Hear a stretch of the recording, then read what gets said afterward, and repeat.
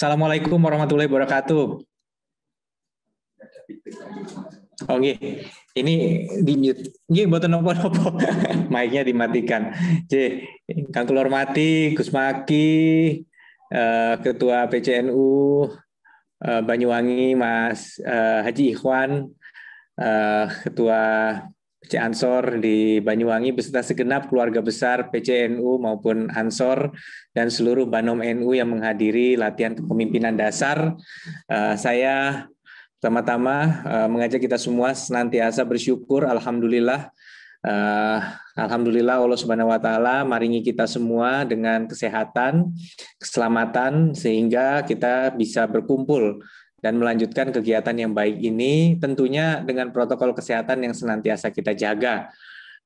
Sholawat dan salam senantiasa tercurah kepada junjungan tinggi kita Nabi besar Muhammad SAW. Semoga kita semua mendapatkan syafaatnya di yaumil kiamah nanti. Gus Maki, Ketua PC Ansor, Mas Ikhwan dan hadirin sekalian peserta yang saya banggakan. Tentunya pada kesempatan ini saya ingin menyampaikan apresiasi kepada Ansor Banyuwangi yang saya tahu kiprahnya luar biasa baik secara individu maupun sebagai organisasi dalam mendorong kepemudaan yang punya kepedulian kepada masyarakat. Kita tahu di tengah pandemi COVID-19 ini tentunya kita menghadapi tantangan yang luar biasa, bukan hanya untuk menjaga protokol kesehatan, tetapi juga dalam kaitan dengan ekonomi, kondisi ekonomi yang semakin sulit. Apalagi di musim hujan ini rawan terjadi bencana. Kita tahu rawan terjadi bencana banjir, longsor, bahkan saat ini juga ada erupsi di Gunung Raung, abunya lah minimal keluar yang menghalangi penerbangan. Teman-teman yang bergerak di pariwisata di Banyuwangi juga pasti merasakan dampak dari pariwisata yang apalagi di awal tahun ini PPKM benar-benar istilahnya dihambat dulu atau dikurangi dulu lah kegiatan yang rawan meningkatkan penyebaran. Tapi kita bersyukur bahwa di awal tahun ini kita sudah melaksanakan vaksin, di Banyuwangi juga kita sudah melaksanakan vaksinasi dan insya Allah yang lansia yang justru paling kita lindungi dari COVID juga sudah boleh menggunakan vaksinasi Sinovac. Usia 60 sampai 70 dulu lah minimal, ini sudah boleh menggunakan vaksin Sinovac. Nah mudah-mudahan para yai kita yang kita sangat hormati, kita tentunya harapkan bisa juga mendapatkan prioritas. Kita berharap para yai yang usianya dan kesehatannya sesuai dengan kriteria bisa segera mendapatkan vaksinasi. Dan tentunya peran serta dari sahabat-sahabat Ansor untuk bisa kemudian ikut mendukung kelancaran vaksinasi menjadi sangat penting. Saat ini yang jadi prioritas adalah tenaga kesehatan, perawat, bidan, dokter.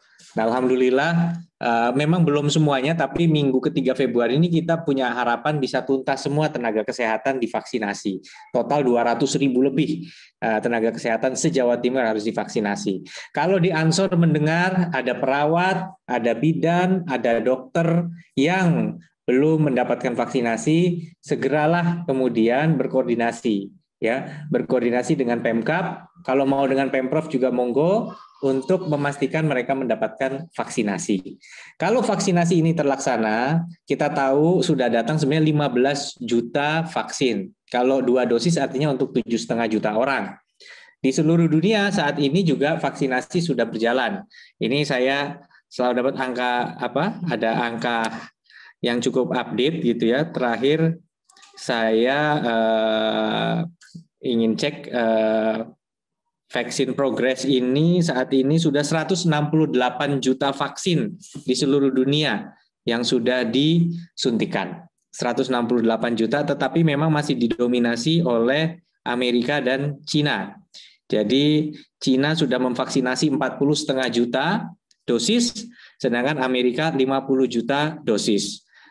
Disusul Eropa dengan 20 juta dosis, Inggris sendiri 14 juta dosis. India sudah 7,5, Indonesia sampai hari ini 1,36 juta. Ini data yang diperoleh data global. Jadi seluruh dunia sedang melaksanakan vaksinasi dengan harapan kita bisa segera terlepas dari pandemi ini. Kita tahu dunia pesantren yang paling merasakan, banyak juga mungkin pedagang-pedagang gerobak, kemudian warung makan yang biasanya bisa mendapatkan penghasilan dari santri atau wali santri yang berkunjung, mereka mendapatkan kesulitan saat ini. Nah, inilah di mana gotong royong, saling tolong-menolong menjadi penting. Beberapa usaha-usaha kecil juga mau nggak mau sekarang harus mulai merambah jualan online. Padahal jualan online nggak mudah. Nah, ini sebenarnya kalau Ansor ingin juga misalnya mulai bersinergi dengan Millennial Job Center, ini sangat dimungkinkan apabila ada talenta-talenta di Ansor yang pinter desain, pinter pemasaran digital, ingin membantu UMKM, kita ada program-program yang bisa kemudian mempertemukan antara yang punya kemampuan dengan yang membutuhkan jasa dari talenta itu.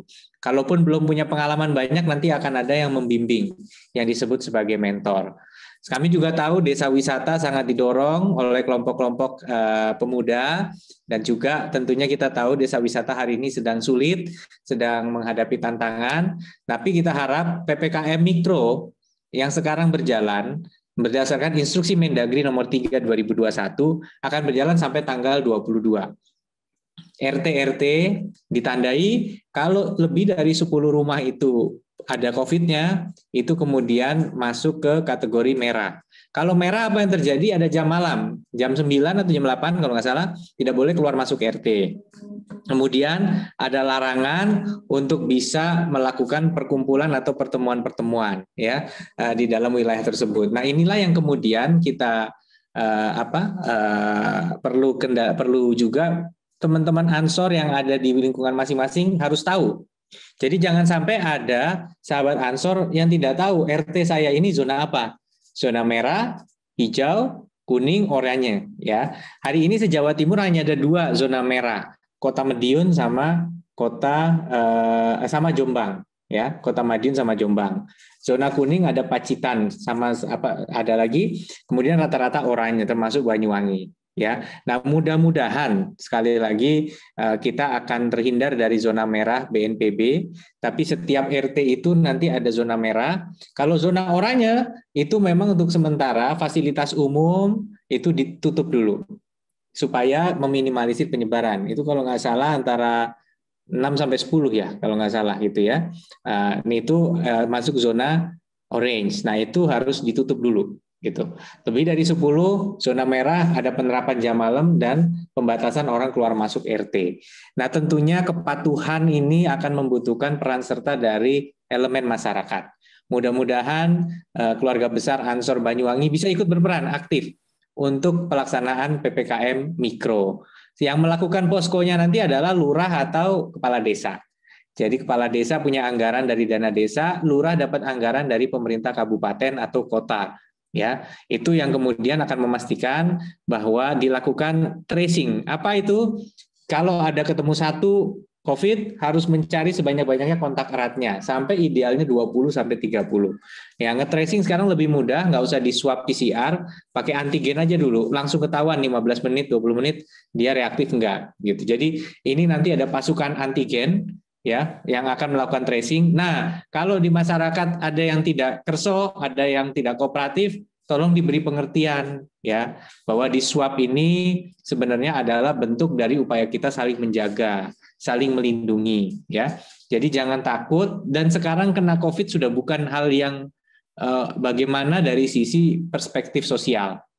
Orang-orang ternama, orang-orang mulia yang dimuliakan juga terkena COVID.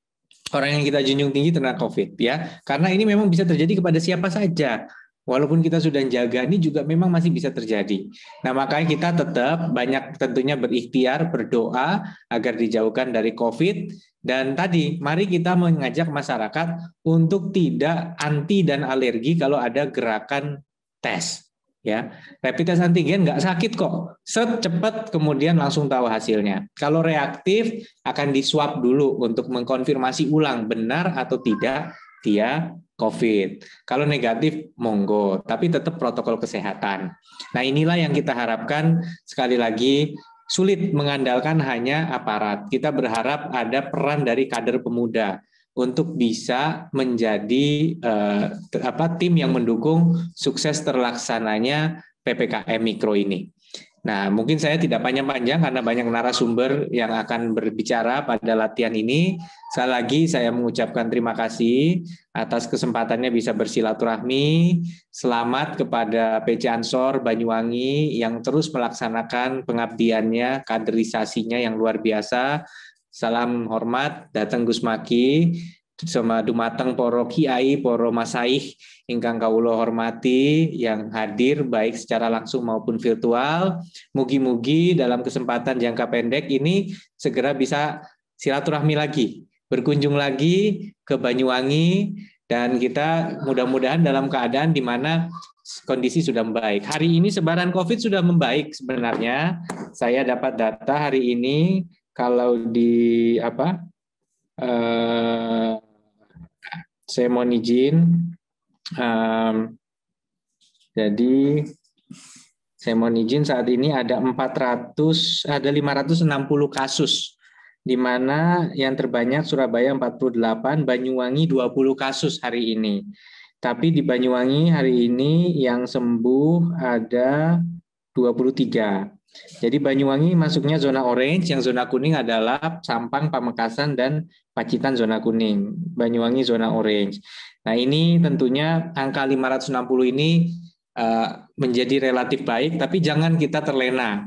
Karena banyak mungkin yang belum dites, sehingga di sekitar kita masih banyak yang COVID, tapi kita tentunya tetap harus mengapresiasi dan optimis bahwa PPKM ini kalau kita laksanakan dengan baik, kita bisa benar-benar meminimalisir penyebaran COVID. Dibandingkan provinsi besar di Jawa, Jawa Timur ini kasus COVID aktifnya paling kecil, 5.337. Di DKI Jakarta 19.000, Jawa Barat 26.000, Jawa Tengah 44.000. Kira-kira demikian yang bisa saya sampaikan. Kita harus optimis, tetapi tidak boleh terlena.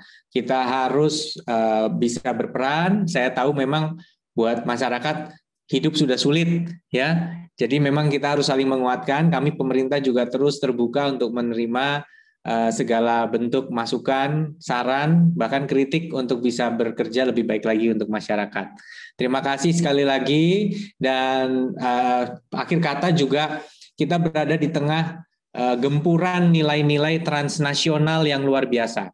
Nilai-nilai yang mungkin bisa mencerabut kita dari akar-akar budaya, akar-akar kearifan lokal, di mana kita bisa menjunjung tinggi nilai-nilai kebersamaan, Bhinneka Tunggal Ikaan, dan mudah-mudahan tentunya eksistensi organisasi Ansor ini membuat pemuda bisa terus melestarikan apa yang diwariskan oleh leluhur kita. Ya, kita tetap kemudian mendalami agama kita dengan sebaik-baiknya, tetapi juga kalau istilahnya di Mars Ansor, demi agama ku rela berkorban gitu ya. Tetapi kita menjalankan itu juga dengan hubul waton minal iman, dengan semangat kebangsaan. Bahwa Indonesia ini eksistensinya sebagai sebuah bangsa adalah sebuah testimoni bahwa kita yang memilih untuk merdeka bisa menjalankan bangsa ini, negara ini dengan baik. Dan Ansor insya Allah akan menjadi garda yang sangat penting terus-menerus untuk menjaga eksistensi NKRI tersebut, dan memastikan bahwa kita bisa terus melestarikan nilai-nilai yang baik, tetapi tidak ketinggalan zaman dalam hal relevansi jalur perjuangan kita, baik di jalur media cyber atau digital, dan juga tentunya tetap beraksi nyata di tengah masyarakat. Demikian, sukses selalu untuk Ansor Banyuwangi, dan tentunya untuk seluruh keluarga besar Nahdlatul Ulama Banyuwangi. Wallahul muwaffiq ila aqwamit thoriq. Wassalamualaikum warahmatullahi wabarakatuh.